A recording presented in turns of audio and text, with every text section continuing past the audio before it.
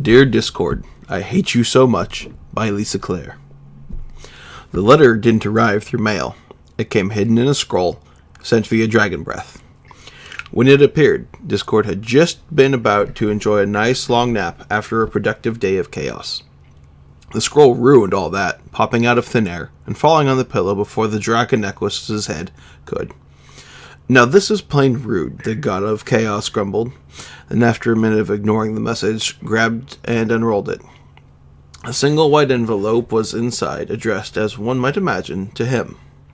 As for the scroll itself, it was completely blank, with the exception of a "Don't ask" frowny face written hastily on one end.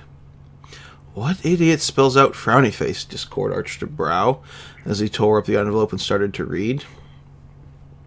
Dear Discord, I hate you so much. For a creature claiming to be a millennium old, you really are dense. Seriously, how much more obvious must I get? It's not like I haven't been giving you hints every time you were near. You really, really, really annoy me.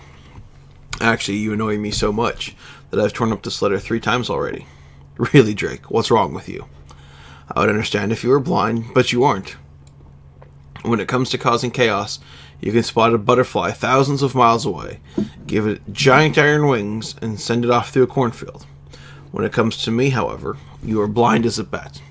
At most, you honor me with an O, and yes, I admit that at first, I would rush home and secretly blush each time you did, but it's been over 6 months now, and O's and ahs just don't cut it. And don't get me started about your old flame.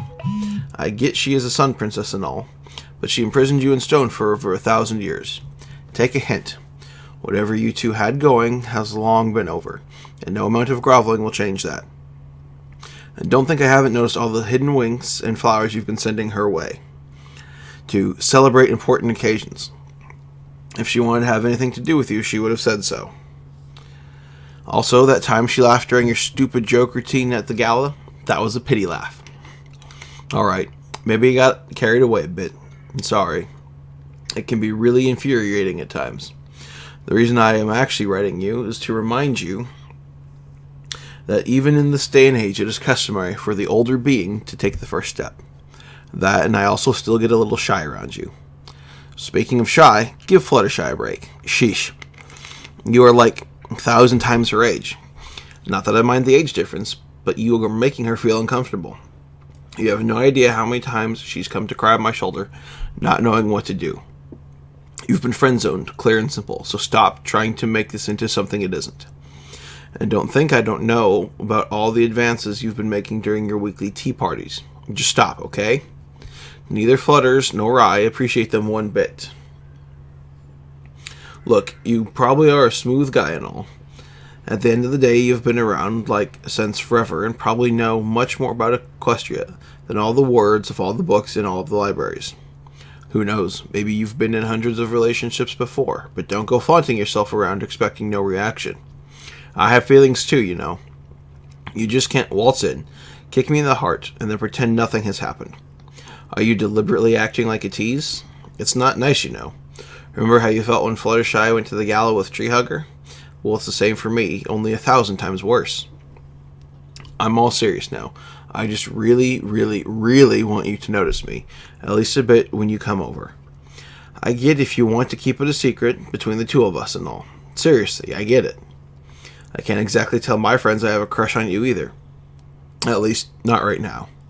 It will be way too awkward. Also, I don't want to break any hearts just yet. Between you and me, I have some issues of my own to resolve as well. You see, things are a bit complicated right now, and I have to act gently so as not to hurt anyone. Which would be easier if you actually let me know if anything is going on between us. Can't you, give me a sign? Something that I could interpret as a yes? I'm not asking for much here. It's not like I'm demanding roses and candlelit dinners, although those would be nice. Anyway, I better get going before someone suspects what I'm up to. And just to let you know, if you go around showing this letter to every pony, I'll deny writing it. So there. Also, I'm dictating, so good luck figuring out who this is. Unless you already know, which you should. Happy blah blah, whatever, and all that other stuff.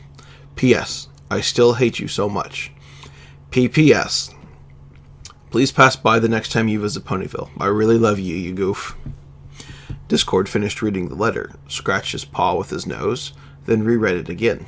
This made no sense whatsoever, and it was precisely why he enjoyed it so much.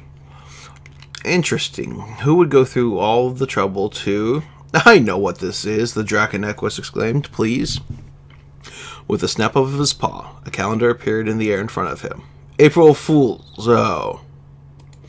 The date on the calendar read March 30th. Discord looked at it, scratched his horn, then poofed the calendar into nothingness again. He opened his mouth for a moment, as if to say something. Then, after several seconds of silence, closed shut again. Confused, he reread the letter 2 more times. Well, he said, sitting down heavily on the bed, who do I send the reply to?